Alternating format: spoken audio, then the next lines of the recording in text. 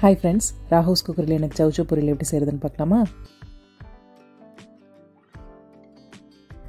கொஞ்சமாக எண்ணெய் சேர்த்து காஞ்சதும் கடுகு, கருவேப்பிலை, பச்சை மிளகாய் சேர்த்து கலந்துக்கோங்க.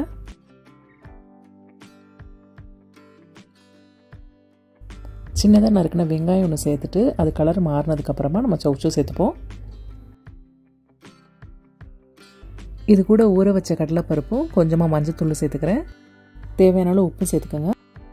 கடலைப்பருப்பு ரொம்ப நேரம் ஊறணும்னு அவசியம் இல்லை, ஒரு 10லேருந்து 15 நிமிஷம் ஊறினா போதும். சவுச்சோ பொரியல் கூட கொஞ்சம் கடலைப்பருப்பு இந்த மாதிரி சேர்த்துக்கிட்டோன்னா அது கடிபடும் போது நல்லாயிருக்கும் டேஸ்ட்டு. இப்போ தண்ணி சேர்த்து இதை நம்ம வேக வைப்போம். இப்போ மூடி போட்டு ஒரு 5 நிமிஷம் வேக வச்சுக்கலாம். சவுச்சோ நீர் காய்ங்கிறனால சீக்கிரம் வெந்துடும், கொஞ்சம் பார்த்துட்டே இருங்க. 7 நிமிஷம் ஆச்சு. சவுச்சோவும் கடலைப்பருப்பும் நல்லா வெந்துருச்சு. இப்போ நம்ம கடைசியாக தேங்காய் துருவல் சேர்த்து அடுப்பு அணைச்சிடலாம். அவ்வளோதான், நம்ம சவுச்சோ பொரியல் சூப்பராக ரெடி ஆகிடுச்சு. ஃப்ரெண்ட்ஸ், நீங்களும் இதை கண்டிப்பாக செஞ்சு பார்த்துட்டு சொல்லுங்கள். சமைச்ச சத்துங்க. See you soon. Bye.